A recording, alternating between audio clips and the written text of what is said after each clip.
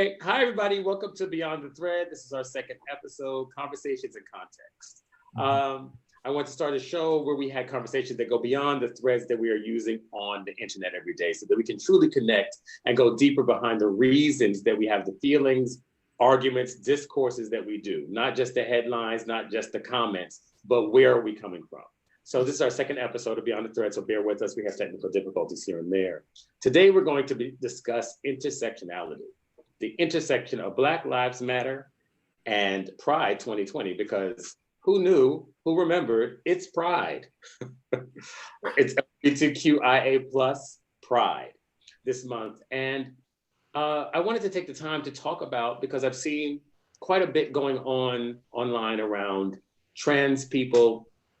The number of Black trans people that are dying this year is already at 15. And that's the known. And we say the known because oftentimes these crimes go underreported. I've also seen quite a bit of discussing there's a competition between gay and Black and where that intersects. Can you be part of the liberation and be gay? Are gay people, are LGBTQIA people part of the fight for Black Lives Matter? How does that affect those of us who live at that intersection? And what are the opinions, definitions, and experiences therein? So that's what we want to discuss today. There's the intersections, which is, I'll explain a little bit, is where we all live. So the three of us on this thread today are Black, all of us Black identified, and gay identified, or LGBTQ identified, both of us. And those are two intersections that we live at. When we live at those intersections, inside of us, there is no hierarchy. Whether I'm abused because I am Black, or whether I'm oppressed because I am gay, whether I'm proud of who I am one whole person, everything happens at the same time. However, in the world, what I show up first as is Black, because the oppression I receive behind my color and my race, behind our colors and our race, has nothing to do with our disclosure. Most times you have to disclose your sexual preference or your gender, so before somebody has an opinion about it. Your skin color and your race is even oppressed within the womb, as Black women are more likely to die in childbirth because they're not believed when they're in labor, and they don't have access to prenatal care. They don't have access to healthcare for a lot of reasons, so socioeconomic reasons. So as Black people, before we have any choices, any identities that we can proclaim, we are at risk. And then later on comes our identity, our gender identity, our sexual identity that comes later on, but equally as damaging when you are oppressed behind that as well. So I wanted to open the floor up with just maybe some personal stories about where we are, the three of us. How has intersection of being Black and gay affected us? I guess I'll go first. As a young person, I was always very aware of my Blackness. My parents raised me that way. I was always very vocal about the issues that surround the oppression of Black people. And as I grew, I realized that I was a gay kid and a gay young man. And I immediately started to find myself othered from the movement, othered from Blackness, not just the movement. You know, I went to high school in 1986. I know, I'm old, but I went to high school in 1986, the beginning of hip hop. And as much as I loved hip hop, every song from Rapper's Delight on had a lyric that disparaged gay people. Mm-hmm. Every single one. What is the lyric about Superman in his tights looking like a super freak? Something like that in the lyrics. It's always something inside of hip hop that's making me othered. Even though I would love the beat, I would be in the crew, I would battle all the people at the club and always win that way, but I was always marginalized behind my sexuality. And as I've gone forward in life, that hasn't changed. When I was old enough to be grown and go out, I lived in Brooklyn with some good friends of mine, near where Jamal lives now. I lived on Eastern Parkway. It was not quite as swanky as it is today or gentrified. And we would leave to go to the club. I would have to put on sweatpants and a sweatshirt and a backpack. And we would have to change, because you know, the look back in the day was the short shorts and the combat boots and the tank top. And we would wear that, but that would have to be under our sweats in our backpack. And we would get on the train in Eastern Parkway. And when we hit 14th Street was when we could disrobe and wear our club gear. And then within that community, Black gay people were relegated to certain bars and certain clubs because we could not get into other ones. Mm-hmm. And so that was the life that I lived for many, many years. One of the worst incidents I can remember, and I'll leave it at this, is I became a teacher, a dance teacher later on in life. Part of my in life is to use dance as a catalyst to uplift and bring light to our community. And so I was teaching in Brooklyn, and I had spent all day teaching and talking to Black kids about using dance as a catalyst to self-empowerment and understanding critical thought through dance. And I was feeling pretty good about myself. I had a couple of discussions with fathers who didn't want their children to be dancers, their male children. And I was coming home from teaching feeling great, and a bottle was thrown at me. And somebody in my neighborhood had called me Bhakti Boy, which is a disparaging word, faggot in, patois, Jamaican patois. And it broke me at that moment because I could not believe that I spent my day what I thought was uplifting and doing great in my community, doing my part, using my art to bring light to the world. And at that moment, I was also going to be called faggot. So being marginalized as a Black man, having to lift people out of in a school system that was not adequately funded, didn't have the right money, didn't have the right facilities for the things that I was trying to do, but fighting through all that to get back to my community, and then coming home and being disparaged behind what my perceived sexuality was quite disheartening. Then that's where we are. I'll go to Jamal next. It's listening to you talk about that, listening to you relate that experience reminds me of all the times that I was called faggot or some version of that in elementary school, junior high school. The minute that we get to a place where we're able to identify, sexuality and then learn all the pejoratives, we start using them. So I went through that too. And I remember the first time that I was called a Black ass faggot by a Black person was in junior high school. And I kind of went, yes. And even before I had all of the words and all of the information and all of the lived experience, there was something so disconcerting about that I had a pause before we could get into the real hurt of it. And then by that point, I had heard different versions of it and understood the stupidity of it because of the basis for it. You know what I mean? The basis for faggot was never actually rooted in me doing anything homosexual, or that we could even perceive as homosexual in terms of stereotypes. So it was just very, very odd. But then to have on top of that, that I am a Black faggot coming from a Black person, I just thought that's all kinds of odd. You're Black. You know that, right? But the one that stands out for me the most, of course, is from SMU. I went to Southern Methodist University for undergrad, and it was of course at the time, it may still be called the Ivy League of the South. And there's a lot of pomp and circumstance about being in Texas, in Bush territory, in this extraordinarily wealthy campus. And I was in a mass communications class. My other degree is in television, radio, communications with an emphasis in journalism. And, this is sort of one of the mandatory classes you have to take for your major. And I wrote a paper, you could write it about whatever, but it was about, disparities and issues in television or film. And I chose to deal with the celluloid closet, with what was going on with homosexuality inside of, television and film. Mm-hmm. And I wrote this paper and I got a C on it. Now, and Brian, everyone listening I can go ahead and say, Brian always likes to point out that I'm the shadiest of the three of us. And I swear I wasn't then. I'm still not, but I absolutely wasn't then. Absolutely. But, it was a C. I was, we're going to talk about this C. So whole story doesn't get C's. So just, I mean, I listen, because of course, here we go again, right? I'm a Black boy at a prestigious, mostly white university, and I'm on scholarship, and I have loans too. So this is not going to fly. So I went and had the conversation with the professor, and what he sort of went through, and I wanted him to go through all of his red lines to tell me what was wrong, and he was having a really difficult time explaining what was wrong with this paper. And finally, I realized, I said, "Do you have a problem with the fact that that the subject matter is homosexuality?" And he looked at me and he said, "No, no, no, that's not it. You know, it's just that it just isn't really cohesive." And of course, I asked, where isn't it? Show me where it's not cohesive. And then he says, "Well, I just, I mean, really, I just want it to be. I want you to be okay, and I want it to be. I want you to do well here. And I mean, I'm sure you're having, challenges." And I said, "I'm having challenges. What are my challenges?" And so I watched him kind of walk his way into this.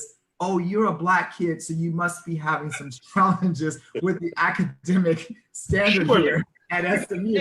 And I let him walk down it, and he realized, "Oh, I need to walk back. I need to walk back." And then the best part was that he says, "Well, I mean, I can always run this. I mean, I just really feel that there's some things about this paper that are not quite right." And I said, "Is it a matter of research?" I did the annotated bibliography. He says, "I mean, maybe we should run it by one of the other professors." And I said, "Oh, I've done that. I actually took the paper already to second opinion department, and and I haven't heard back, but so far it doesn't seem like this is a C paper." So the point ultimately that I'm making is in that moment, it was, I perceive you as a gay man because you're writing about homosexuality. And all of this is speculative, right? You're writing about homosexuality in the context of television and film for this paper. And you are a Black person. So clearly this is a hard curriculum for you. And clearly you had deficits in your high school. I went to the California Academy of Mathematics and Science for high school. Clearly you came from the inner city, and clearly you're, overwhelmed. And so let me help you. Mm-hmm. And actually, I think that he's a homosexual. I mean, usually the people the lady does protest too much, methinks. Okay. Hey, you're teaching this course. Maybe you should do some more research on homosexuality in television and film. I don't know. But that was the experience that stands out to me right now, as many years ago as that was, because it was in the context of academia. And so now when I'm watching these shows like Dear White People, I am invigorated by this discussion. Absolutely. Okay, Darrell. I think for me, I've said it a billion times, and I'll say it a billion times more if it helps somebody else. The hardest or most concentrated situation for me in my intersection was being Black and Pentecostal and coming into my sexuality being gay and not having vocabulary for that, not having anyone else to speak with. And for me, it wasn't that there was an escape from ideology or religious doctrine or the Pentecostal doctrine. So, being teased at school, on the playground, at the rec center, I could go home and get away from that. I could sit on the couch with my mother and watch all the Surya Bonali and Christy Yamaguchi that we wanted to watch, Designing Women, Give Me a Break, all these like women that were like iconic to me. I could escape what the world was doing to me. In my home, I could find space to myself and listen to music when my mother didn't understand me, or when relatives made comments about the way I walked, or why my voice was so high pitched. Hadn't I already gone through therapy? I could go into the bathroom when I took my shower and play music and literally escape into another world. But the warring in my mind, the cognitive dissonance in my mind based on how I was raised, what I believed about God and stuff like that, I could never escape that, because we wake up with our thoughts and we go to sleep with our thoughts. So specifically the fight, even when I had come to a place where I had explained things to my mother who I was, I explained things to some other family members, I made things clear with friends, there was still the war within myself around the God conscious of who I was. So for me, again, that was the most intense situation. The thoughts I had with myself, lying down, the thoughts that I had looking in the mirror, brushing my teeth every morning. Until I worked that out, I literally had no peace. And that was because the church was not a safe space for me. So my intersection there was not something that was conducive to me being whole. There was no such thing as, now I know the term, homeostasis. There was no such thing because it was basically Monday through Sunday I was there and I was around people with that same thought pattern. So there literally was no escape. I say it all the time. A lot of people who didn't grow up in the charismatic churches, they were not among the holy rollers. Y'all could still go to the movies. Y'all could listen to Aretha and y'all could listen to whoever. We couldn't. So there were so many constraints. You couldn't do this. You couldn't do that. Or you was going to hell if you smoked cigarettes, if you drank liquor, if you had a child out of wedlock. And as I was looking around, there was a lot of women. There wasn't no husbands. I was like, well, everybody finna be in hell in here. So I mean, there was so many things that I had to contend with externally, and then that was compounded with how I felt when I prayed. Now I lay me down to sleep. I pray the Lord my soul to keep. It was a question of, was my soul being kept? Am I damned? So from like a sip of water in the morning to getting on the bus, or when I walked to school, walking the hallway with family, just to when I got to sleep, there was no escape. And I think is this a good place for us to give the definition? Well, before we get there, I just want to cap up all of us have experienced a coming awakening in our sexuality that was brought to us vis-a-vis oppression. As everything was fine until somebody told me I was wrong. You know, when I was a kid, I was walking around going, oh, well, Bert and Ernie are a couple, and that's what as a little kid, I just believed that. And I was like, and Wonder Woman, I love her lasso, and I have a crush on go away when she runs. An invisible plane.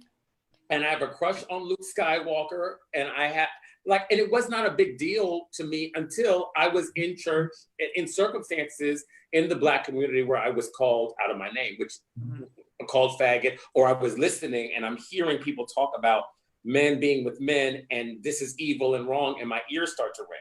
But after I do that and I go into the world and I come to New York City and I'm a dancer and I'm living my life and I'm free and I've had the conversation with my mother and she's accepting and we're growing, I'm going to G Lounge on a Saturday night because they play good music, and I'm met at the door with no fitted caps and no white t-shirts. And at the time, in the early 2000s, that was the uniform that we all the boys wore. That was a Black guy looking good uniform. We wore that, and that was deliberately. And I started a fitted. She was a little too butch for me. I never did. I don't even own one. In New York City, we used to have the fitted on and do all the Vogue steps and drop on our back and still have the fitted on. So we did all those things. But when I met those intersections where I couldn't get into clubs, when I was in Philly and I went to another club, and all of my friends, any friends that I had that were white would go in, nobody would card them. They would card me repetitively. And at the time I didn't drive. I would have to take my passport because they wouldn't take my non-driver's ID. Right. My passport to go out. And every white boy in front of me walked in without one issue. And then conversely, I've always been very political minded. And I've always been, one night I sat up till 3 a.m. talking to my cousin. And we're talking about all the political things and we're having great conversations. And at the end of the night, I said, oh, and I should tell you I'm gay. And he told me he could not listen to my points of view or take all the sage advice I had given him because I'm gay. Which brings us right to living at the intersection of Black Lives Matter and pride and being gay and being an LGBTQIA plus community. What many people think is that there is a competition between the two. And the truth of the matter is that LGBTQ people have always been in the forefront of liberation for Black people quite specifically. Yes. Many people have heard of, but many people have not heard of Bayard Rustin, who was pivotal in the civil rights movement under Martin Luther King. Deron, why don't you give us a little bit about Bayard Rustin? So Rustin was fantastic, one of my life heroes. He was a pacifist. He was openly gay. And he stated, and you can find all of his speeches and everything on YouTube. Just in the 50s, openly gay in the 50s. To that. Like a full educated adult openly gay. And he said, I had to declare my sexuality and who I was so that I could be open and that I could make sure that people understood, as long as you're silent, you're giving people more ammunition to hurt you, harm you, kill you. So Rustin was one of the most specific minds of the civil rights movement in the way of organization.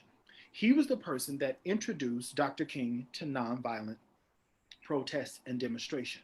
Dr. King did not start out being non-resistant. And if you follow Dr. King's speeches, and if you listen to the ones that are not as pleasant, which is these are the speeches that white folk want you to hear in elementary school and middle and high school. They love for you to hear, "I have a dream," but they don't want you to hear his speeches where he said, "I'm tired of getting hit. I actually want to fight back." He said, "I want to live as long as everybody else." But he understood that he needed to, at that time in the 60s in the civil rights movement, adhere to the strategy of nonviolent resistance. Now, Bayard Rustin was a pacifist. He would not go to war. He would not fight. So nonviolent resistance was not a strategy within a certain box of time for him. That was his way of life. And Terrell, tell us how did he end up not being vocal? How did he end up being pushed to the shadows of the? Well, his intersection of being Black and gay or LGBTQ, whatever, queer. So during the height of the planning of the movement, how they were moving everything forward, Adam Clayton Powell, and he's shown in the documentary Bayard Rustin, Brother Outsider. It's hard to find that documentary today. I don't know if it's because of rights or whatever, but I saw it on Logo some years back. But in Brother Outsider, they feature a clip of Adam Clayton Powell saying that there is, I'm paraphrasing, a nasty or vile entity or energy trying to make its way into the civil rights movement. He was referring to Bayard Rustin and other people that identified openly as LGBTQIA+, who were working in the civil rights movement. Now, what happened was Adam Clayton Powell, one of the strongest Black political figures in New York City, he basically said, "Listen, Rustin, you're not welcome here." And because Bayard Rustin had a morals charge that he received in 1952, he was 40 years old at the time. He was arrested for some goings-ons in the back of the car, seat of a car with another grown-ass man. And another grown-ass man watching in the car. Yes. So Rustin, with that charge, felt like he would be a stain or something that would beset the respectabilities of the civil rights movement. So that is how he was pushed out. So King, Powell, Abernathy, all the people that were leading at this time, they were okay with him moving away because of his intersection of being Black and being gay. Now, to speak on the power of Bayard Rustin, after he was kind of voted out and pushed off to the side, A. Philip Randolph called him and said, "Listen, we need you to help us plan the March on Washington. We need you to be over it. We need your mind and your brain." Now, that is specifically powerful because A. Philip Randolph was the person who helped the Pullman Porters form the first labor union in America. Those men had worked for years. The Pullman Porters were men that worked on the trains throughout the nation. And had he already succeeded at the bus boycott too before that push out happened? That I don't know. So I don't I think that he had already, Rustin had already helped design the bus boycott before they said.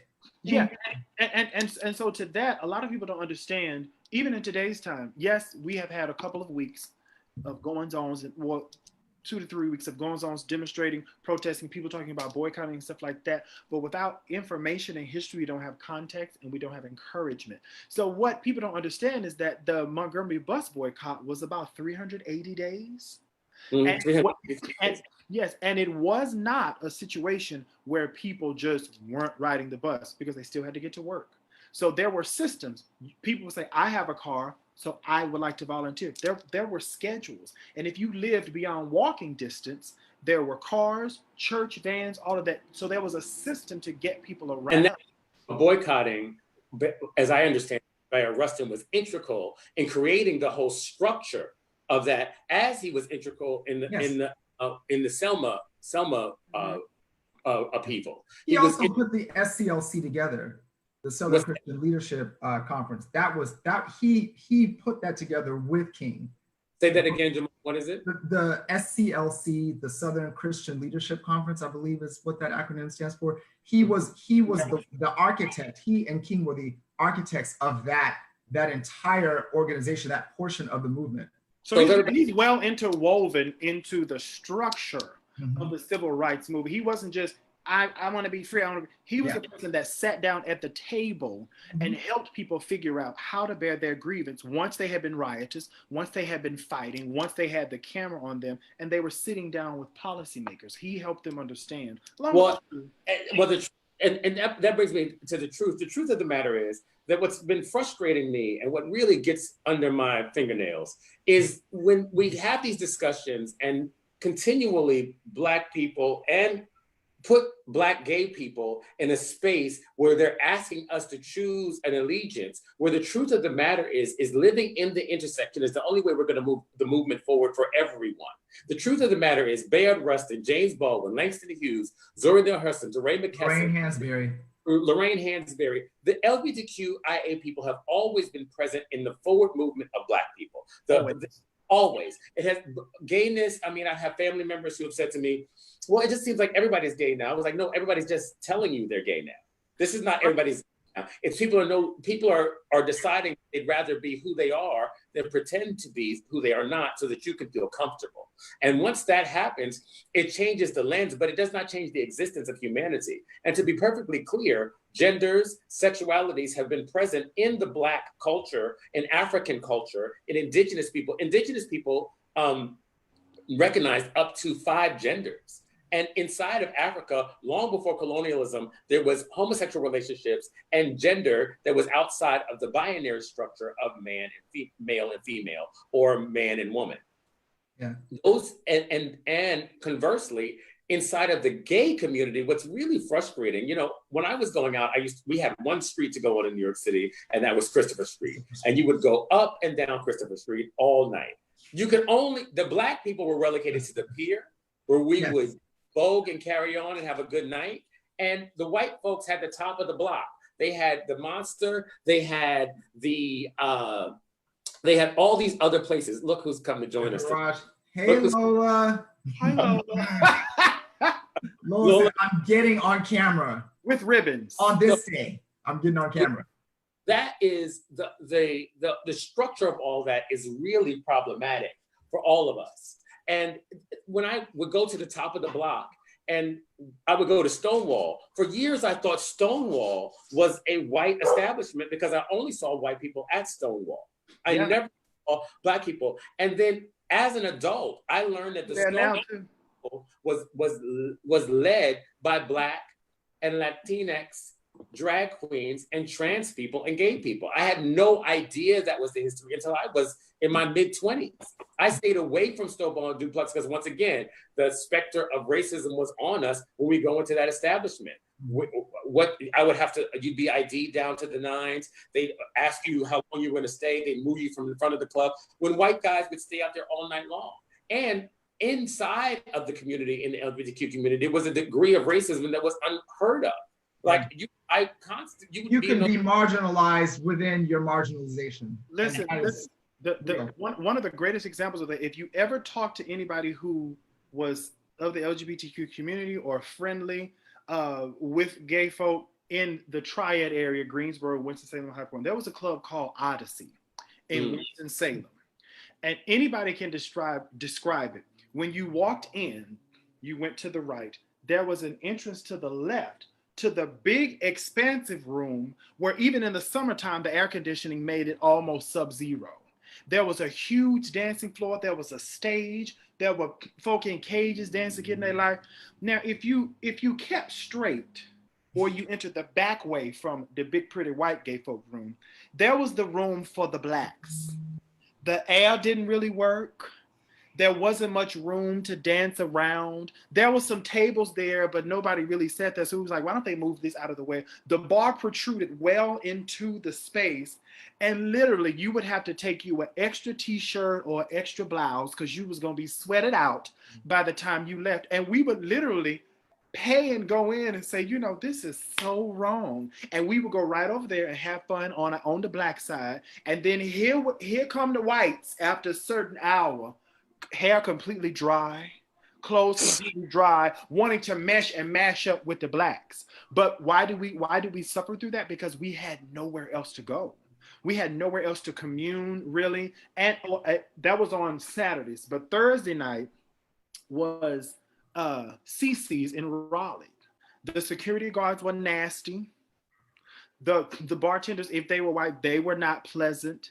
And we would drive like an hour from Greensboro to Raleigh to do that. Then we're not going to talk about the mix in Charlotte, where they allowed the gays to enter to enter the side of the building. This was the fire escape. Up the stairs. Those stairs that went up the side of the building. Who does They did it in LA too, believe it or not. In LA, there was a club that you had to go up the, but they manicured it well so that it didn't look like a fire escape. But just everybody listening, the mix, the staircase was outside the building. It looked like a fire escape staircase that went up on a diagonal. So that's where all the blacks would have to go. And Jamal, you're from LA, and you know that's the catch-22. And it is gone. I was just thinking, one of the things that saddens me is the number, to Darrell's point, after we got our own spaces, they were thriving for a while, even though some of them were, it might have been 3 toothpicks holding them up, and the bar might have been about the size of the table. Struggling, just struggling. It's just, and there was the speaker, there was water in the speaker. So every now and then it would kind of fit.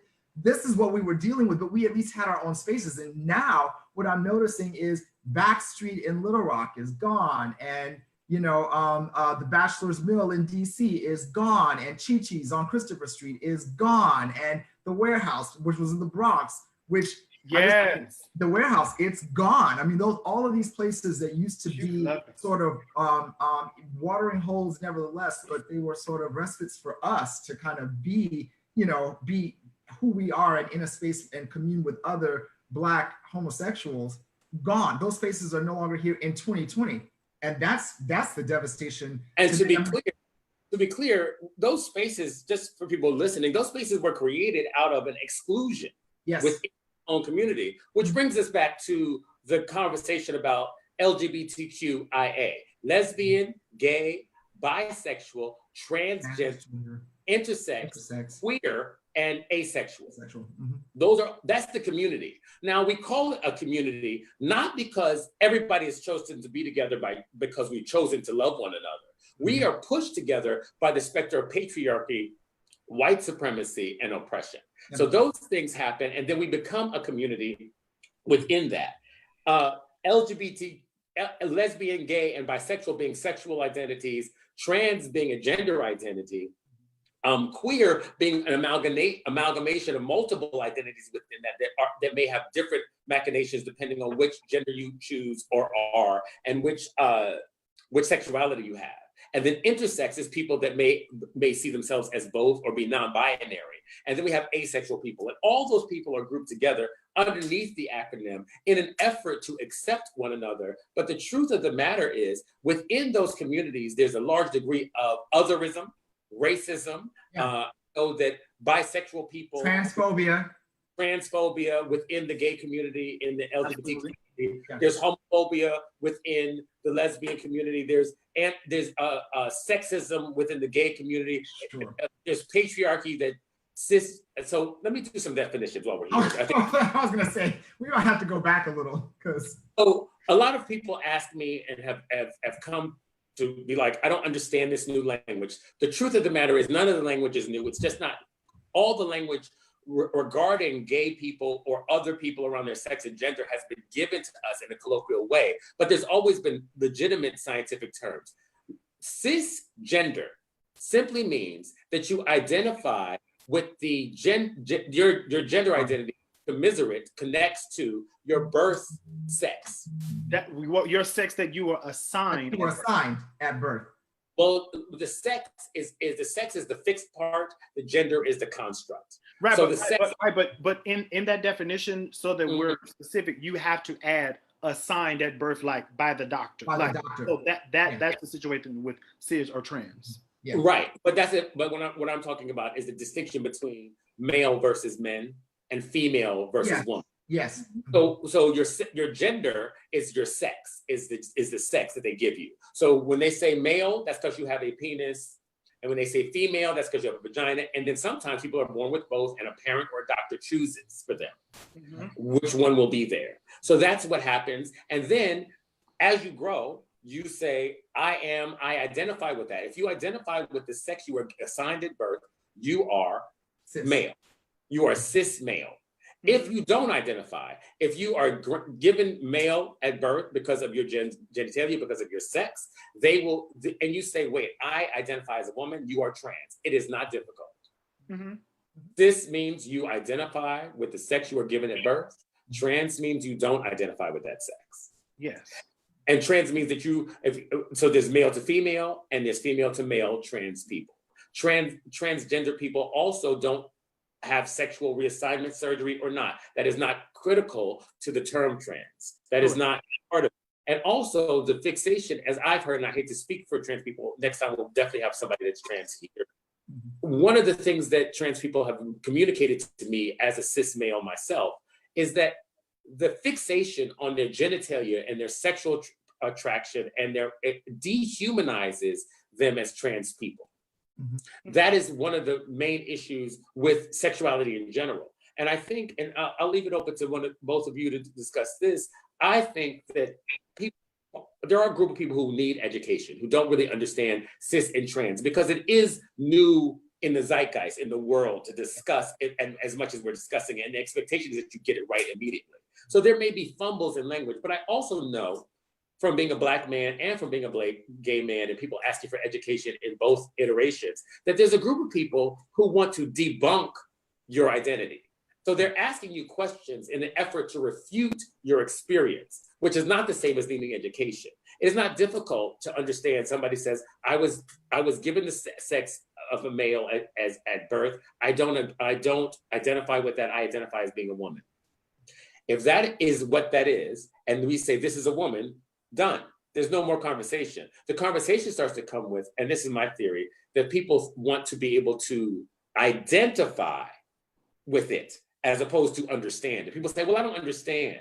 No, you just don't identify. You don't see it in yourself. And conversely, sometimes you see it so much in yourself that you push it away. Yeah, and I'll bring up an example of, on Facebook the other day, I just made a post. I said, hey, heterosexual Black people, what do you know about transgender people? Let's talk. And a woman came on. She was correct in asking the question from her understanding and her privilege and her education. She said, do you mean cis people, CIS? I responded, I said, no.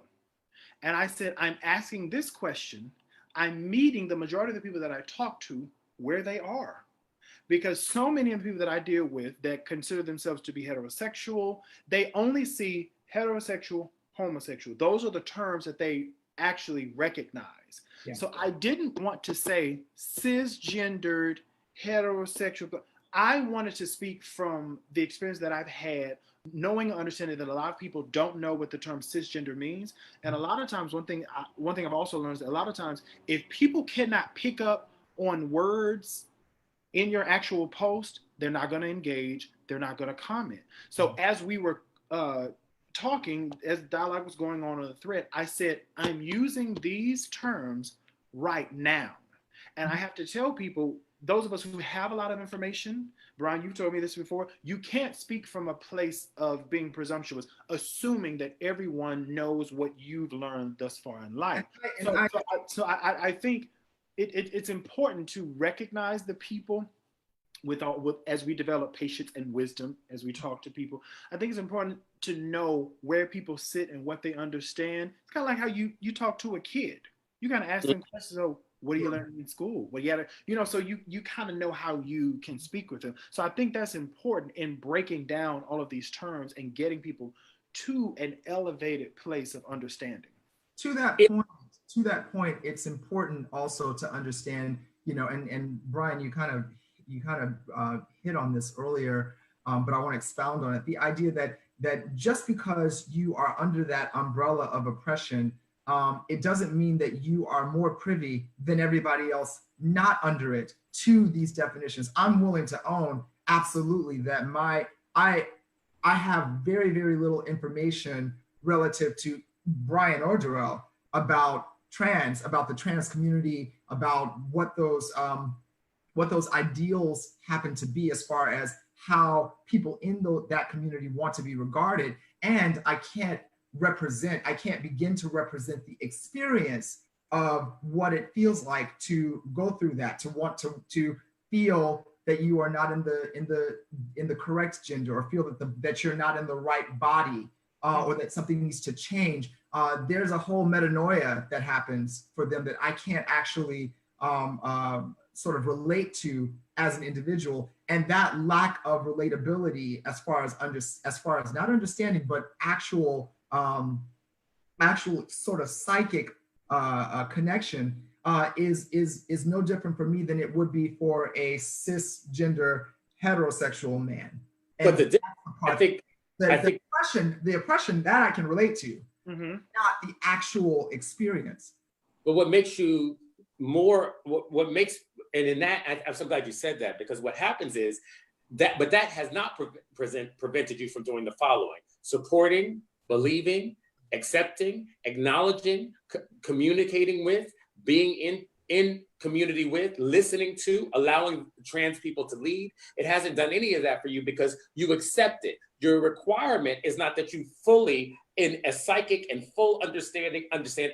You're not asking to be a gender studies major. And I don't think Black people are asking white people to be African American studies majors, and trans people and LGBTQIA people are not asking people to be professors of gender and sexuality. What we're telling people is to accept people as they show up. Yes. This brings us. Go ahead, Darrell. And I think what I learned on that post, because people were very honest, everybody was supportive, and I had to explain to some people who thought I was being divisive and pitting like the straights against. I said, no, that's not what the post is about. I said, I'm using these terms to make people feel comfortable in this space to speak and talk. People said, I have worked with trans people, but I didn't get to know them beyond the working environment, which is perfectly fine. Many people, one of the young ladies said, and one of my classmates from high school, she said, I've taught trans kids, and she said, I tried my best to learn about them and make them feel safe. The common energy was, I don't know exactly how to approach the conversation. And I told all of them, I just said, show yourself friendly, say hello, and be open to something that's different. So a lot of times proximity, or the lack thereof, it makes people nervous. Even the most well-intentioned people, they get nervous because they don't want, a lot of them said, well, I don't want to misgender people. I told them, I said, it's perfectly fine if you do not know someone's pronouns to ask them, hey love, what are your pronouns? That's perfectly fine. And I said, even if you do misgender someone, as long as it doesn't come from a place of malice and you're not being dismissive, for the most part, people will say she, or they'll say he. Yeah. I went to an alumni event, and that's exactly what the first thing that happened is. They said, in the circle, we're going to all introduce ourselves and identify your preferred gender pronouns, and he, him, his, she. It took and say they. They, right. It took me a moment to go, oh right, okay, and then I had to go back and play basic English. What are mine? Mm-hmm. When it gets to me, but also sort of really trying to pay attention and remember what those things are for people. Yeah, I'm sorry. And for real quick, for me, it's like I always tell people, like I heard in school so much, put on your thinking cap. The same way in dealing with people who speak a different English is not their first language and they have a hard accent. Just try. Listen to the shape of the vowel that they're saying versus saying, what? Say that again. Try, engage your thinking and comprehensive skills, and just listen. Like if someone tells you their name, maybe say their name in your head a few more times so that you don't forget them later. Well, especially if it's another language, because it means they know more words than you. Mm-hmm. And which brings us to Zaya. Phil Harper and Zaya. I was wondering if we were gonna do that. Talk about misgendering. I was emboldened. Like I was on a live 2.5 hours because I was so upset. let's catch everybody up. So Brian, before you go on, I just want to tell our audience, feel free to send questions in. I see some of you guys on the thread. If you have anything for us, then yeah, shoot it at us and I'll make sure it gets up here. Carry on. Zaya, Dwayne Wade. So Zaya Wade, Dwayne Wade and Gabrielle Union's daughter, who at an early age was assigned male at birth and has since disclosed that she's transgender. Mm-hmm. And that has been a very public discussion. Gabrielle and Wade have been incredibly supportive, which has affected the largely heterosexual or heterosexually identified sports community and entertainment community. Mm-hmm. This is not new. This has been going on for at least, this conversation about Zaya has been 3 or 4 years at this point. So on Zaya's birthday, Hill Harper tweeted, "Happy birthday, young man. Please," with 2 exclamation marks, "please read Letters to a Young Brother. Your mother wrote a chapter and I think you'll like it." And then of course, the internet, the Twitterverse, went ahead and did one of those draggings that you see in real life where you're like, they consistently read him over and over again, and he released an apology. And the apology, I'm going to paraphrase it because I don't have it in front of me. The apology was something to the effect of, "There's a lot going on right now. I didn't mean to cause any pain or any hurt to the Wade family. Please forgive me and happy birthday, Zaya." And to which the internet went on ahead again and was like, "I'm sorry." So I just want to say really quickly to everybody listening, anybody just off topic, if you want to apologize for something, apologize for your behavior. Don't apologize for anybody's feelings. It's a good way to make people furious. Mm-hmm. No one told Hill Harper that they were hurt or in pain. No one said, "I am so devastated that you misgendered Zaya." Nor did Zaya publicly say anything, or did he indicate that there was any private conversation. Yeah. To that end, the apology did not correct the mistake, nor did he acknowledge Zaya's gender. And for me, what made it feel intentional was that, as you said, Dwayne Wade has been controversial because of how he dresses, because of how he wears toenail polish. He recently colored his hair. Hill Harper is a member of the Black Hollywood elite. He's a published author, so his choice. He wrote a chapter in his book. Yes, he's not lost to diction and how to phrase things. He has said that allegedly I ain't been at the dinners or the gatherings. He and Gabrielle Union are friends. There are videos of Zaya being very clear about how she sees herself. Then there was the video that Lil Boosie put out talking so much shit about that whole situation. So I don't know how Hill was able to be so unaware that he would twice misgender Zaya in that comment on the picture. Twitter. And on the picture, and for him to say, "Make sure you read, yada, yada, your mother wrote a chapter." Like, you have had this much time to pull yourself together and your thumbs are going and you hit send. And I just see that as his intention. And then there's the apology. Then in the apology, Jamal, you were talking about this. Did he correct himself in the apology? No, there was nothing. There was no indication. Well, it goes back to what you said. You don't get to be presumptuous about what people are feeling. You just don't. So if you're still in the mind space of what are you feeling, and you actually haven't heard from anybody that you're apologizing to about how they actually feel, then you're injuring them. Now you're injuring them further. Now it's a direct injury. I mean, we can argue about whether or not he meant to be. I mean, it looked like it to me. You put "man" there and exclamation. There isn't much of an argument there for me. It looks intentional. But the idea is, if we give you the benefit of the doubt in terms of your intention, and then you double down, then. And to be clear, this is an intersection discussing intention, right? So a lot of white people now are wringing their hands, wondering how they can support Black people, and I don't want to do the wrong thing. And I've said things and I've been called racism, sexism, homophobia, all of the isms, all of the antis, all of the otherism that operates in systems and structures without your intentionality. So that's why the language that you use is important. And it's one thing for him to make the mistake, right? If it's a mistake, right? So you're saying, so you want us to, I'm going to go here, you're going to want us to accept that you share a theatrical acting community with Gabrielle Union, but you knew nothing of Zaya's transition. And then you want us to believe that you are a person who is in the motivational speaking for Black men, and you don't know anything about Zaya's transition. And you want us to believe that you are unaware of that whole thing and you made a mistake and you plugged your book at the same time.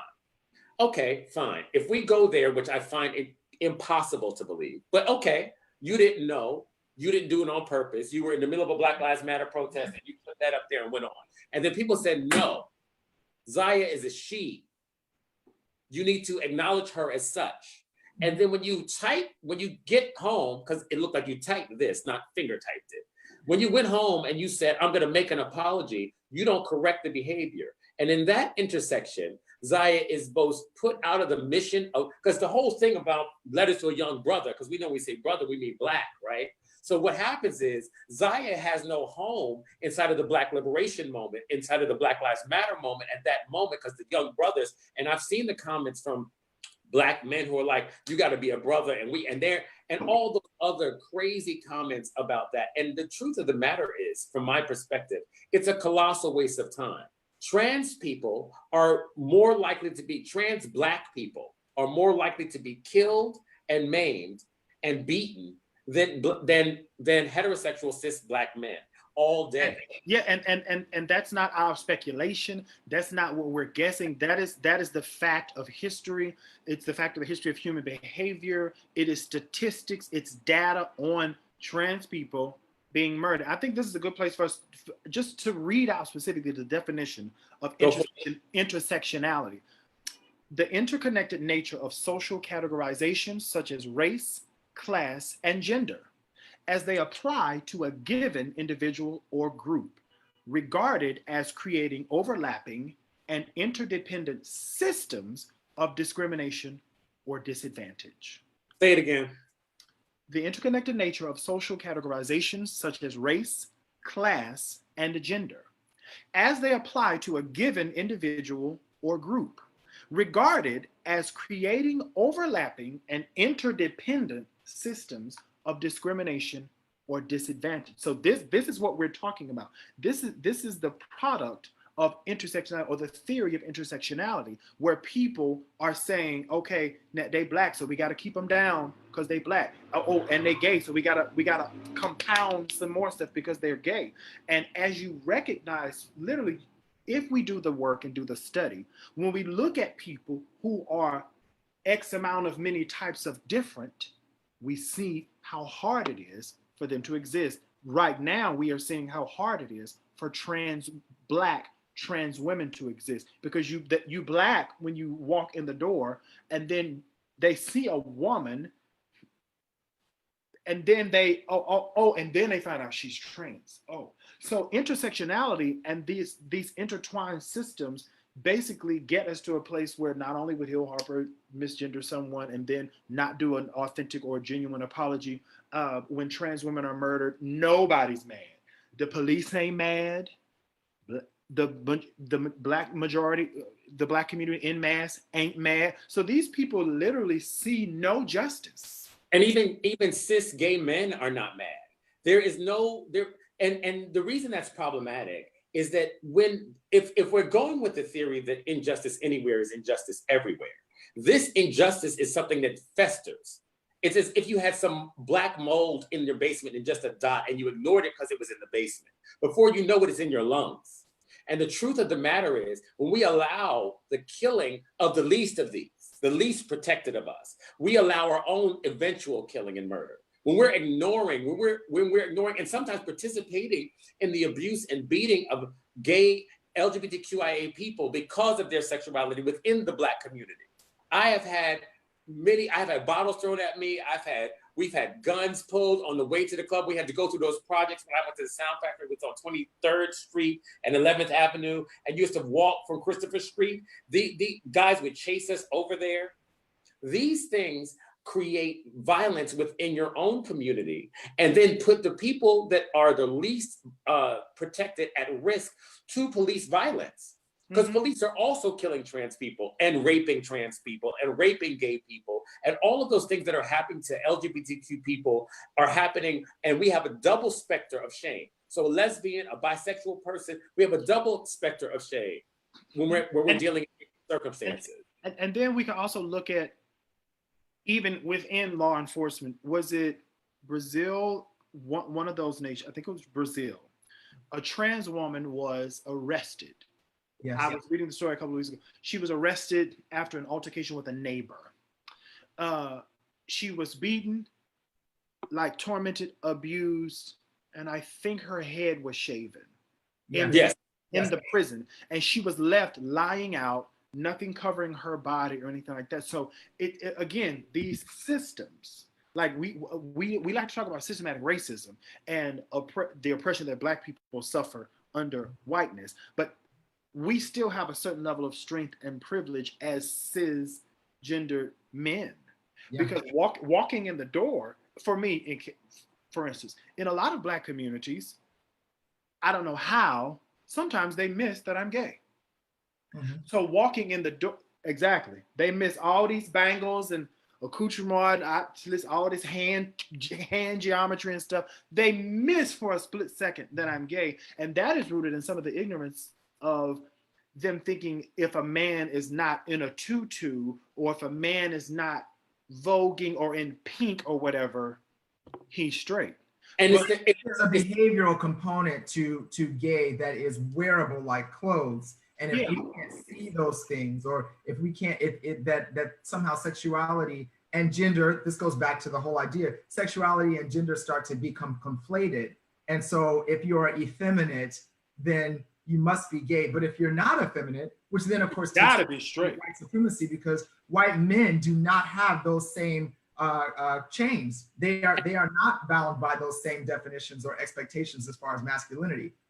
The masculinity paradigm comes up as femophobia, right? Because it comes up as anti-woman. Because what we hate more than anything is the woman. So we hate the woman inside of the man. That's the part that we hate the most. And then under religious oppression, which I remind a lot of people, whether you are going to church currently or not, or you call yourself religious, if you for the majority from the Black community, 9 times out of 10, Big Mama or somebody taught you your morals, or they taught you your ethics, or community-wise, you were socialized into heteronormativity. That's because they don't have information about the history of diverse sexuality, especially African people. There is a book, I don't have the physical copy. When I went to price it a while back, it was like hundreds of dollars, I think. I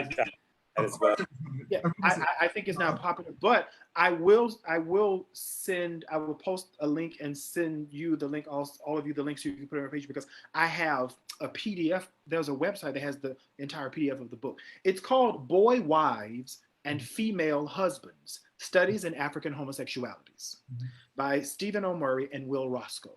And what it talks about is the diverse sexuality and how it was celebrated prior to European colonization.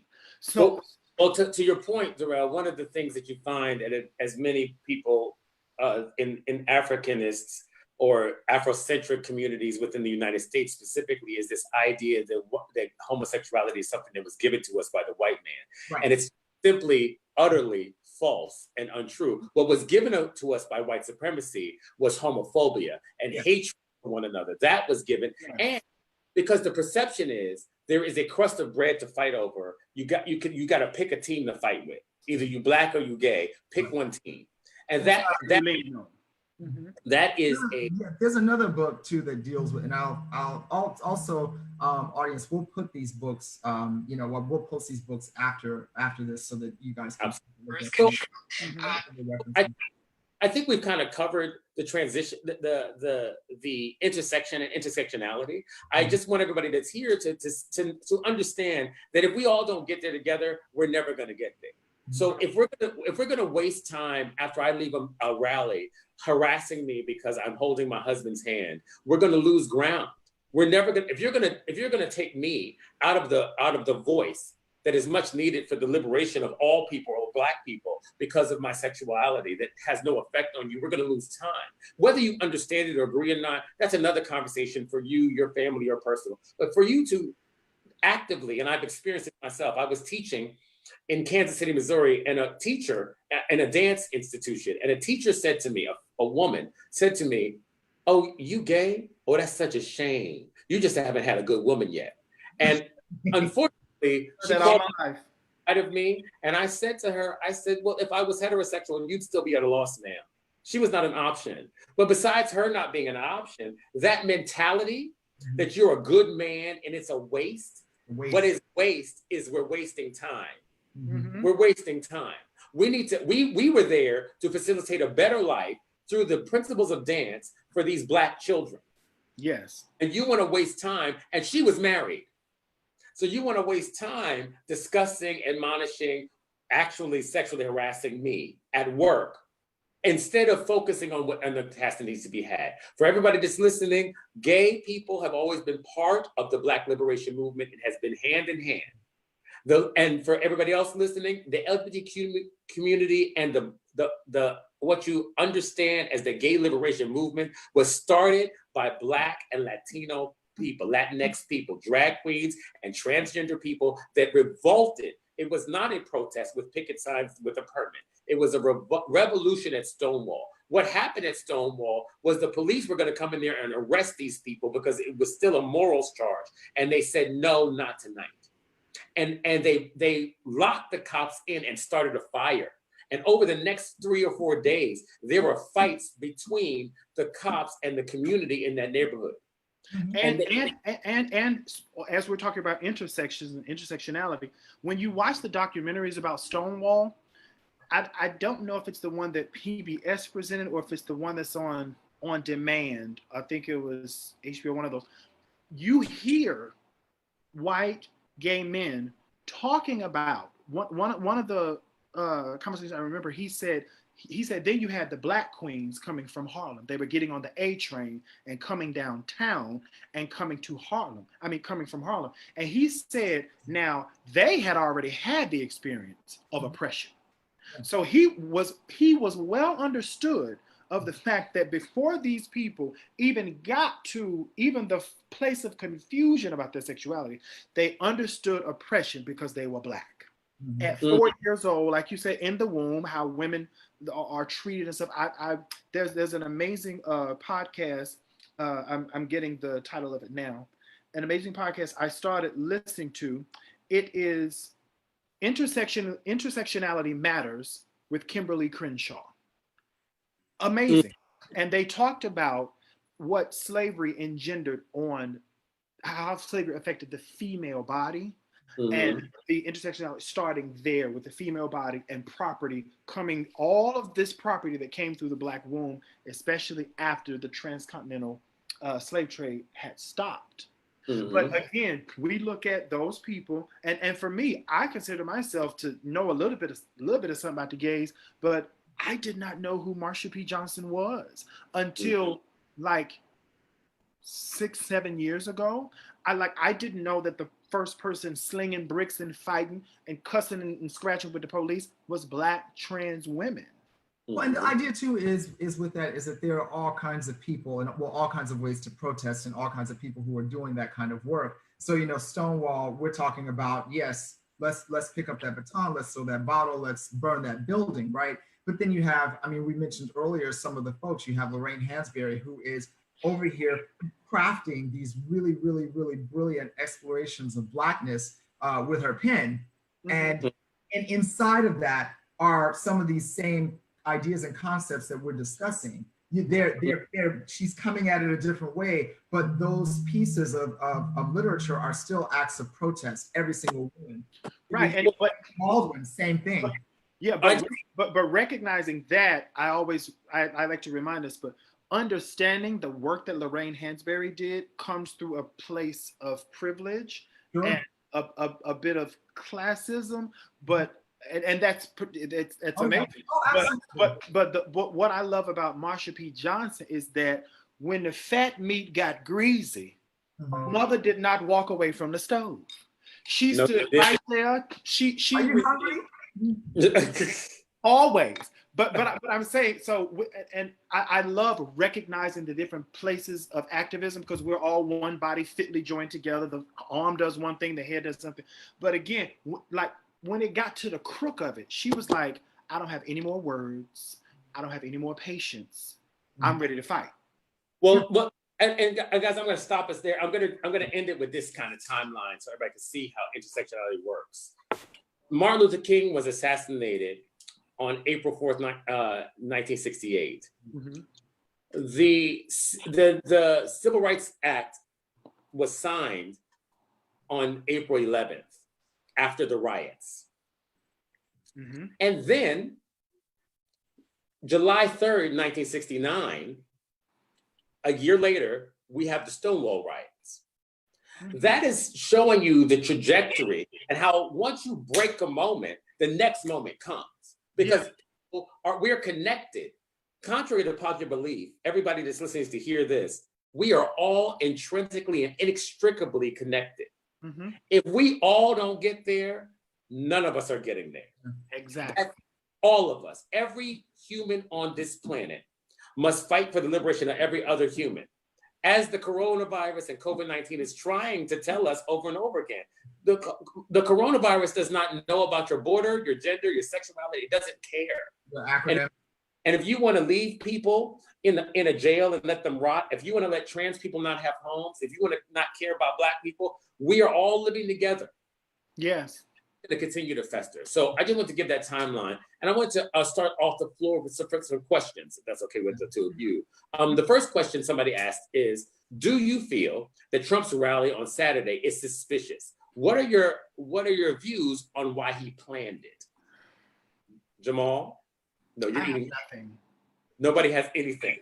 So for everybody, well, I'll say this.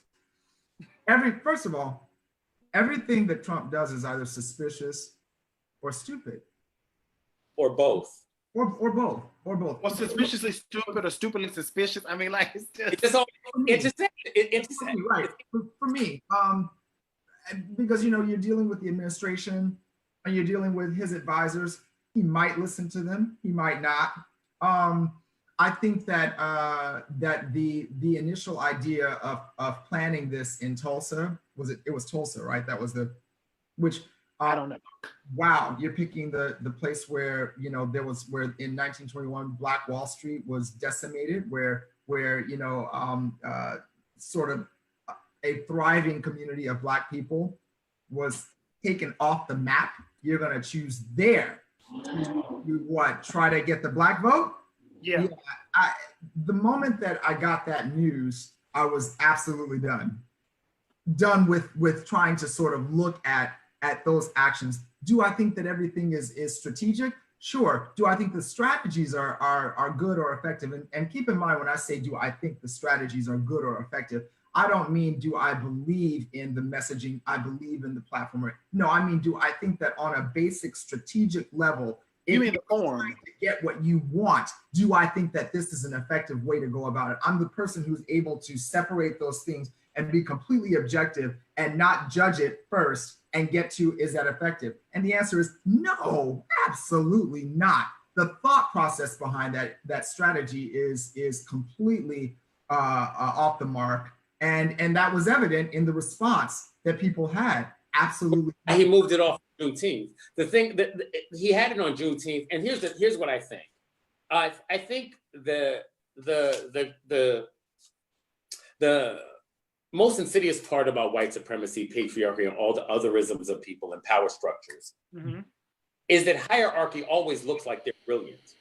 The people at the height we want to make Donald Trump or oppressors into some kind of Lex Lutherian villain that mad scientist brain that God. sees coming and can figure everything out and is ready to get you. And the truth of the matter is, all that is required to maintain systems of oppression is cruelty and scavenger. You have to be a cruelty. But say again? And greed. And greed. You have to, but that's what I say by scavenger, right? So a scavenger, a carcass falls and the scavenger goes for whatever's there. A scavenger leverages to get the piece of meat that's on the floor. I think Trump is more of a scavenger than he is some kind of malevolent person who figures everything out and then makes a strategic move. He waits. He does. He's a provocateur, and then he picks up the pieces from there, and then he surrounds himself with people that he has stuff on so that they'll move for him when he can't move. I think that does it for that. But Herman Payne asked a question, and that question was from Allison's story. Herman Payne asked a question: how do you help transition your young trans male dancers that identify as female dancer, and what's that outcome? What is the best loving approach from male to female transition in terms of in a dance environment? Jamal, do you want to take that, or I'll take it? Start, and I'll interject. Okay, so I think the way to do that in the arts is to rely on the craft. I think the craft will lead what it needs to be done. I think the first thing we have to do is personally pull ourselves out of the way, our opinion, and that's when we're teaching, period. The second thing, Herman, I think we need to do is make sure that person feels safe with you. And then teach the craft of dancing. For the majority of dancing, until we get to doing roles, all of it is non-gendered. Yes. All of it. I mean, there are jumps and there's things that you do differently, but in 2020, women and men do much more to dancing on point shoes, do most of the same movements.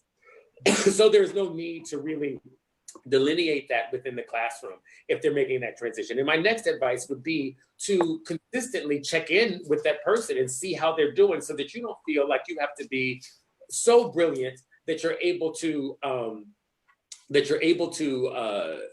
go and figure out everything at the same time. This is going to be a process. You're going to figure out what's happening next and what the next thing is and what the next move. But the first thing is to make it student-centered. Mm-hmm. The student is telling you what their needs are, and they're asking you for what they want. And but, go ahead. Mm-hmm. I was to the idea of that would be the part that I add. I agree with everything he said, and also the idea that you're still dealing in a teacher-student dynamic. So there's the education piece of it, right? So in the process of dealing with that journey for this person, you want to be careful about making sure, or careful to make sure, that you are giving this person the information that she needs about all of the gender expectations inside of dance, inside of classical ballet, inside of Black dance. I mean, we could do an entire session just on the ways that Black dance as a sort of world and Black concert dance specifically has created spaces of gender identity marginalization for the people who are dancing in it, especially the men, with respect to masculinity dictates and sort of femophobia, as Brian said earlier. So it's about also educating this person on all of those aspects of what it means to be in that body as a dancing artist, doing whatever work is in front of him or her. That's a part of it. It's the technique, it's the dancing that you have to do that part first, right? And then you have to understand what it is you're doing, and whom you're doing it for, and what those expectations are. And it may inform the goals and the aspirations too of this person in the context of his or her journey. And one thing I would add with that, I was talking with Jewel Lane, choreographer, friend of all of ours. He's an amazing choreographer. He was working, I think it was with the students at U Arts, and we were just talking just about life and and he was talking about setting the choreography, and he said, he said specifically, I never tell a woman how to be a woman in the movement. He said, I give them the choreography and they can stylize it. as they wish. He said, I never say, well, girl, you need to do it like this, or no, give me some. He said, I allow them to put who they are into the work. And I think that's great. And I mean, that goes on what you all were saying, but also making sure the environment is completely safe for their person. And I'm speaking on environment because when I was in college, no, this, I think it was after I graduated, but I was still around A&T, maybe my senior year. I don't know. It was a young lady who was transgender. Her mother wanted her to be recognized as male, a boy. The school had her listed as male, a man. On a daily basis, she wanted to be seen as a girl. Our theater department had they had to sit down and say, listen, what are we going to do? I told them, I said, you need to address her as she is asking. I said, I understand the situation with her mother, her home life and stuff like that. I said, but her mother is not dictating this class on a daily basis. And I understand the situation where her mother was paying for it, this, that, and the third. I said, but you all cannot compound her oppression. She's dealing with her mother. Her mother is in a whole nother city. And her mother's a human being. The right. truth of the matter. Right. But again, but as far as like in the university setting, with dealing with the parent, and then there was also how she was registered on paperwork as the student, that was the male name and all this stuff like that. But I was saying, at least in the environment of the studio when she's taking class, in the shows and stuff like that, at least give her the respect. And it got to a place where they were able to have a conversation with her mother and say, listen, this is what it's going to be, because this is what is going to work best for your child, the human being that you brought into the world. So the space was made safe for her. For the most, she did have one problem with one of the professors who didn't want to go with it, but for the majority of the space in the hallway, dressing rooms, she was right over there with the women. You know, what's interesting now, we have a friend, Christian McConnell, who works in North Carolina currently. And now a lot of the language has shifted in higher education to honor those transitions and all those identities, which is cool. And I think in studio life, it's a little different because we don't have those kinds of training and vetting ideals. But the idea is to first educate yourself as much as you can on what that transition is like.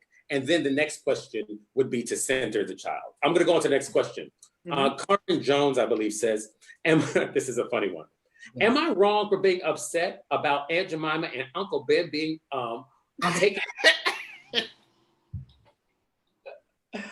And I'm going to say, you can feel, Carmen, however you want to feel. However you want to feel. I was going to say she's on the fence because she feels that they're talking about her family, but she understands the meaning. Right. Well, you can feel however you want to feel, and we all, and this is a good conversation, I think.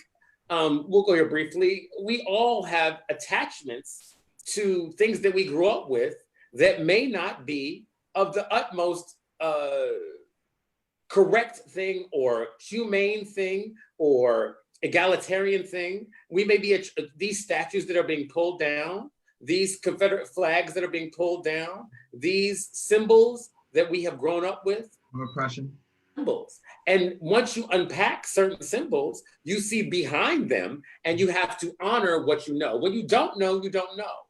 But now, Aunt Jemima played. Yes, and what people see today. Enslaved African, I should say. Yes, and what people see today is not the original Aunt Jemima. So when you don't have the information on like the lineage of propagandist material, words, images, caricatures, when you go back and look at, and the Aunt Jemima we have now was that the mid 80s when she was revisioned. She got perm. She got a Vigoro. Yeah. The pearls, and she had on a nice red lip. But originally it was a woman that looked more like Hattie McDaniels, because that was a part of the propaganda that tore down the idea. Because she like a mammy. I mean, Mrs. Butterworth, the whole jar, the whole bottle was a mammy. The scarf up here. So they sat in a design meeting and said, "This is our bottle." The whole jar. So for me, I'm glad they've taken it off. I'm glad they about to take off Uncle Ben's.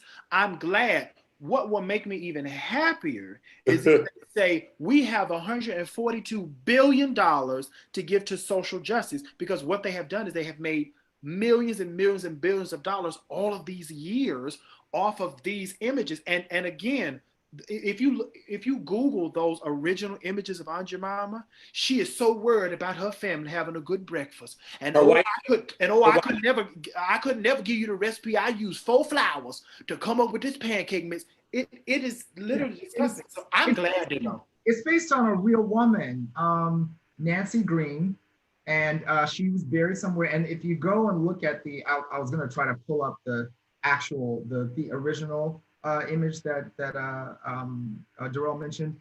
But yeah, it was based on a real woman, and yes, they did rebrand her, and she looks a lot different now. I will say that this is beyond the thread, so I'm going to take us back to the thread for a second. I did see someone posted Candace Owens and Ben Carson as Aunt Jemima and Uncle Ben. I saw Ben Carson on the Uncle Ben's box. He's serving something and something. There were two shady words what he was serving. Anything that their faces were on would not get in my home at all. But yeah, I think that I think you can feel however you want to feel, but I think just like you're not wrong. Governor Cuomo is going to have to get over Columbus being pulled down as an Italian American symbol. I understand, because we all grew up celebrating Columbus Day. Now everybody knows what a scourge Columbus was, and there are other Italian American heroes. So and every year I make sure on Columbus Day that I go by the statue at 59th Street Columbus Circle, and I shoot at the bird, and I take a picture of myself shooting at the bird. I make a point of that within my day while the sun is still in the sky. I go to give that statue the finger, and the folks standing around be like, what? Just like when I was at the Lincoln Memorial last year when I was at Kennedy Center performing, the night before we had left dinner, and I could see the Lincoln Memorial. One of the young ladies, she was like, let's just go look at it, get some fresh air and walk. I stood right there and shot that statue of the bird and took a picture, and white folks was verklempt. Did he just give the... Well, this is an opportunity. When they put up in Columbus Circle, there's the actual statue of Columbus, and they erected a room around it that summer, so that you could actually go up and see it. The idea being, it's up there and people see it, but people can't really see it. So let's actually make it. Let's make it. Let's curate it. Let's curate it, and you can go up. I don't know if you guys saw. This was for a good summer. I want to say about. No, I didn't know that. I was angry. I went, really? Well, because they curated it without the true history of it, right? If we're going to curate it, then put all of the diseases that he passed, all the slaves he had, all the people that were raped, all the people that were killed, where Columbus landed, which was not India. America. Mm-hmm. America Vespucci, the West Indies. America Vespucci landed here. That's why this is called America. Mm-hmm. Columbus did not land on the North American soil, just to be very clear. Yeah. But we digress. He also called the natives Indians because he thought he was. Yes. He thought he was in India, and when he was in the West Indies, which is why we called it the West Indies. Listen, this is a whole other show. We won't go there, but just that is so. A lot of stupidity in this. I will let Ebony Williams have one of our last questions. Ebony says, "What do you think about the presidential candidate of choice, Joe Biden?" Now, Ebony, ma'am, that's a nice. She's setting us up. We love. Can I just say? I'm going to say we love Ebony. We're going to do a whole show just on the genius Ebony as a performing artist. Yes, she's a dancer. She's worth it. She's worth it. That said, Brian, continue on. Carry on. Well, I'm going to go ahead and take this because I don't think my two co-hosts are interested in this particular unpacking, but they may jump in. Yes. Joe Biden is what we have. We have a choice, Joe Biden or Donald Trump. That is the entirety of the option. Yeah. So that is the comparison and the conversation in context that you have to make a choice about. Now, to be clear, Joe Biden is 77 years old. His policies have ranged from the worst to the best throughout his career. Yes. When people say to me they are unsoothed by Joe Biden, I often ask, when were you soothed? Do they say unsoothed? You've heard someone say about Joe. Oh, with the exact politician. None of them are soothing. Well, that's where I'm going, because they say I have to hold my nose and vote for Joe Biden. And I'm like, when is it that you didn't hold your nose in history to vote? And if you say Barack Obama, I want you to keep in mind that was also a vote for Joe Biden, because that was Barack Obama's vice president. So if you happily, tearfully clicked yes on Barack Obama, you happily, tearfully clicked yes on Joe Biden, because the vice president for the first Black president in the United States had a very good chance of being the president, because we know the hatred and vitriol that Barack Obama went on. We were all concerned about him being assassinated. Right. We all thought, all the Black people, how many thought there was going to be assassination attempts? I was terrified. I pray every week. Every day. Right. So I have never in my lifetime had the privilege of voting for a candidate to which I was like, I love this person. I think they're Get me to the polls. I believe in them. Everything they've said, I am lockstep with. They represent my intersection as a gay Black man. Because keep in mind, Barack Obama's belief in my right to marry evolved. Because when he took office, he did not agree with the right to marry for gay people. He said it was between a man and a woman. So that evolved. So there was never a point in my life, and I don't really believe in most Black people's lives, regardless of your sexual or gender identity, that you've had the ability to vote for a presidency that you felt had your best interest specifically as a Black person at hand. Yeah. I don't think that's ever been the case. And also, piggybacking on that, what's been clear to me, in sort of canvassing the entire sort of history of politics, even just in my lifetime, and looking at politicians, what's clear is that there isn't going to ever be one who will manage to capture even the majority of the things that are going to be of interest to me or the next person. There's going to be something that is so far the other direction. There's going to be some vote in a room, or when this person was a senator, there's going to be something that some vote that was cast that I'm going to violently disagree with for every single one of them, because of course politics, it's a messy world. And also, I'm never absolutely convinced that the decisions that people make under the aegis of politics actually represent the things that they themselves believe in all the time. That's sort of the nature of the thing. That's sort of endemic to politics. So you sort of look at it through that lens, and then of course, we've seen all of the sort of iterations that kind of hint at that. You look at Scandal, you look at Wag the Dog, the movie. That's a very, very good movie to deal with sort of the creation of a president. But you look at all of these things that sort of get into the idea that the ideology is not going to be complete for you, nor is it going to be absolutely true. Well, and I think that's. Go ahead. For me, I would just say, as I was spinning Biden or Trump, it just, the two things came to mind: turpentine or a turd. Would I like to smear on turpentine for my joint pain? Would I like to inhale turpentine to aid with congestion? Or would I like to smear on a turd or inhale a turd to aid me in the time where I need assistance? I believe that Biden, I don't believe that it's going to be perfect like any other administration. I believe that he is just the better choice. Turpentine has a very strong and pungent smell.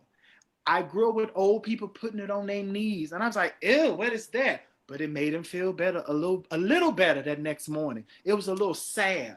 So I would rather rub on something, even though it may stink a little bit, it's a hard ass scent. I would rather rub on turpentine, Biden, than to have 4 more years of being smeared in a turd. And usually the whole thing about Biden, isn't it black people? It's you know, pause. We have to pause for that. Lovely. I was already horizontal. Hooray that he just killed us with. I'm just going to say, just to sum it up, we have a choice to make. And to vote for Donald Trump or to not vote is an act of violence against my intersection. Mm-hmm. That's just the truth of it.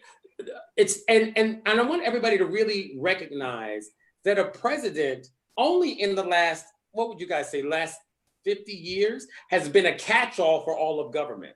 Mm-hmm. A president is not the only thing that happens. The reason that the Republicans were so eager to let Trump be there, they don't believe in Trump. They don't like Trump. They don't.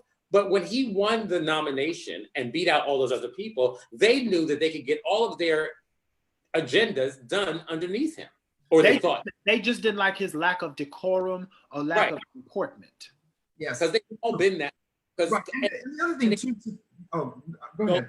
I was going to say the other thing to that too is that I'm hoping that this is the sort of the thing that's getting out there, either in earnestness or even in just rhetoric, but the idea that we have to be conscious about voting on all levels. It's not just about the president of the United States. It's about the government where we live. It's about the civic people. It's about the mayor. Even it's about all of those things. We have to vote all the way down, and they get educated about it all the way down. I'm going to stop you there because that we will definitely, everybody that's watching and people that, if you tell a friend, we will cover voting. We are going to get to that because that is a big thing. But I want us to take the time that it takes to really unpack our issues with voting, the history therein, the nostalgia that young people who were born with Bill Clinton as president or Barack Obama as president feel and what they imagine a president could do. Even if the president said all the right things, what they imagined that Bernie Sanders could do in office versus what Bernie Sanders might not ever be able to do with a Republican Senate and a Republican majority Supreme Court. And if there's not a Republican House, and if we don't vote in, and we don't have the right people, and we do voter oppression, and we do all these things that are going on, it's going to affect the whole system. So I'll say this, Ebony, Joe Biden, Donald Trump, that's all we got.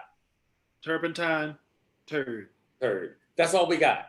We don't have, and if somebody wants to talk about a third option, a third party candidate would have to show up before 15 minutes before the election to start making their platforms known. We know how Jill Stein got us all jacked and screwed because she was affiliated and at that same table with some people that were arrested under the Trump administration in dealings with Russia. And where is Jill Stein today? Where is her platform? Where is all of her care about people? The sidest of eye goes to Jill Stein. Sidest. Yeah, the corner, the whole corner of the white area should go. Because man, where the muscle starts hurting.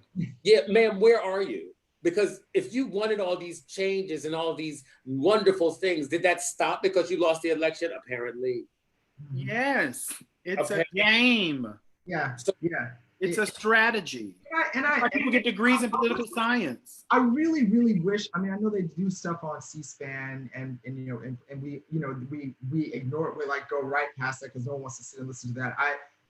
The thing that being on the board of SAG-AFTRA has taught me. Of the largest union in the world for entertainment or entertainers, people who work in entertainment. The thing that it taught me is how long it takes to get certain things done because you're trying to actually get a vote done inside of the room, and then all of the things that go. And I thought to myself one day, you mean? I'm sorry, Jamal. You mean a civics class? That they took out of curriculums again for high schoolers. Shady one. They think I'm the shady one, people. Anyway, yeah. The thing is, you sit in those rooms. I mean, I've been in a national board meeting that is literally all weekend, and one of the things that got me is I thought, wow, We're just dealing with the things that affect constituencies of workers under in television and film, you know, and broadcasting and all that stuff. We're just dealing with that. And I am worn all the way out. I'm exhausted, my learning curve and the things I have to know and the things I have to educate myself on just to be able to participate in voting for something, and actually the thing to sort of wipe off the smudges of my lens as I'm looking at this stuff that's in front of me. And it dawned on me, if this is that, what is the Senate like? Cacophony. How does that work? And then you started dealing with Robert's rules and how and order and how that has to go and how people can manipulate those things. Let's not even discuss lobbyists and money that goes behind lobbyists, special interest groups. And and so many of us, because they have taken the process of making law out of the knowledge of the regular people, because they've taken that out of our hands, many people don't understand that you can come up and be the most righteous person in the world.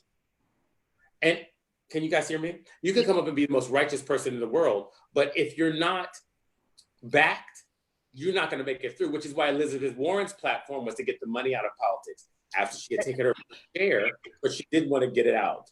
I was just about to say that lobbyism should be outlawed, just like the Electoral College should be outlawed. And a lot of people don't understand that lobbyism came about when the American financial powers needed to get McKinley in office. So right. Carnegie, Rockefeller, Morgan, all of those. Right. I'll let you go. I'm going to stop you right there because that's a whole nother show. Brian, there's one other question that I missed. Brian, there's a question that I missed. We kind of hit on it, but just for good measure, this is from my cousin Tammy. Is there discrimination among and within the LGBTQ community? How do you help transition? We did that. That was a next question from someone else. But is there discrimination among and within the LGBTQ community? That was a different question from the other. Can we say it in unison, guys? 1, 2, 3. Yes. Yes. Yes. There is discrimination of all kinds. I'll just take you through some of them. There is racism in all of it. Yes. Racism is racism. So white men are white men. And even though they may have be marginalized due to their sexuality when they choose to disclose it or not. White women are white women. Right. And white women are women. And Karen exists in the LGBTQ community, in the lesbian community, all over the place. There is also masculinity issues within the gay community. There are my theory is that when the HIV and AIDS epidemic hit the community, white men were able to say silence equals death. And although Black people were a part of that, Black people did not have the autonomy financially and socioeconomically to step away from their communities. So masculinity and hip hop became a great place to be within that. The gym became a thing because the gym was, I'm the eldest in this room, the gym was not a thing in the late 80s, mid 90s. It wasn't a thing in terms of that is part of the gay experience. Being in shape, having a small waist, looking great was part of it. AIDS hit and being bigger and buffer and more masculine became a real thing. It happened to coincide with hip hop. I have a theory that the two things connected inside the Black gay community and created the split within us. So there is anti-transness in the gay community. There is anti-drag within the gay community. There is femophobia all over the place. Yeah. All you need to do is on any app, any hookup app, no fat, no femme, that's all part of it. So we are part of what I know is every micro community within the larger macro community will take on the behaviors of the macro community because that's what we're learning. So we're going to take on the systems of patriarchy, white supremacy, and all the otherism that goes on. We take that into our own communities and we let that play out. There is forms of assimilation. Right, our assimilation, and then we disconnect because we are not allowed to be somewhere, but we recreate because we're not rethinking what's going on. We go, oh, I wasn't letting that door, and we pull on that door and pull on that door and pull on that door. And when we go somewhere else, we create that same door for someone else to pull on. And oftentimes the level of aspirational assimilationism in the gay community is directly proportional to how deeply you are in the closet. Yes. Because and that closetness is directly affected not to how much you are encouraged to be your authentic, true self. If you do not have a space as a young person to develop without the pressures of the society around you making choices for you, you will inevitably have some kind of self-hatred that you play out on others. Yes, yes, and it often and that is compounded by, well, in addition to the idea that there is no, I mean, the basic way I look at it for people who want to figure that out is there is no gay puberty.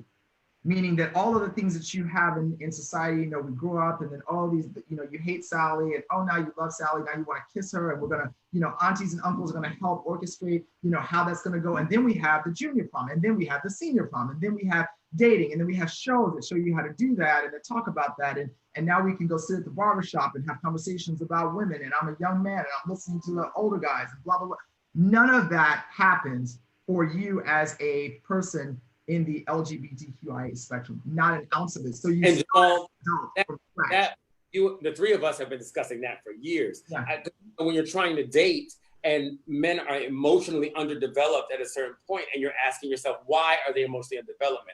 And even when we're talking about dating Black men, you're saying, oh, why is my community underdeveloped? Well, it's obvious. Yeah. It's obvious why we're underdeveloped because we're not allowed to develop. Bishop Yvette Flanders, she was speaking on a Zoom presentation like this I was watching about a month ago, or when the Clark Chester movie came out and they were talking about a lot of different things. But when she got on sexuality and the actual act, like sex, she said, those of us in the LGBTQIA plus community, she said, we came into our sexuality and the actual act of sex on a crapshoot.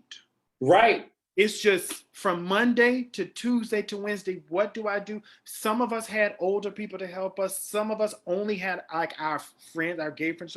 But she said, ultimately, we came into this with no tools, no skill set, no vocabulary. And we were basically just living like, just what are we going to do?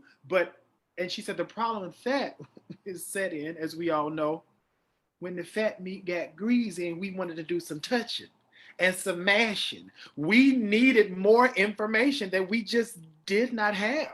Nobody, and really, even now, I'm so happy that younger people are having information and that we're here because HIV and AIDS also in the gay community took a whole lot of eldership out our learning. So the learning curve and trying to figure it out and falling on and trying to hide and being shamed doing that is gone. So in conclusion, to this evening, I just want to say that I think that it's really important that we honor all the parts of humanity and that we honor all the parts of humanity within all of us. The intersectionality of oppression needs to be thrown off so that the intersecting identities that we all share are able to have space. If I am to be a soldier on the front line of Black liberation, I need to be able to embrace my husband after said day of, if we're gonna talk about self-care, if I can't have self-care with somebody that loves and honors me, at the end, if I am in a space where I'm not only trying to fight off the oppression of white supremacy, but I then have to fight off the oppression of homophobia because I'm afraid Johan and I, my husband and I went to the Black Lives Matter mural that's painted in Brooklyn. Yeah. We didn't hold hands. And even though we saw white boys, because it's gentrified now, holding hands over there, we did not. Because we are still conscious of that when you get into Black conscious spaces. Yes. When you get into Black conscious spaces, the first thing you're going to meet, and I hate to use this word because it's actually a great word in African, a hotep is going to come up and be like, you ain't really about it because you a fad, you a sissy.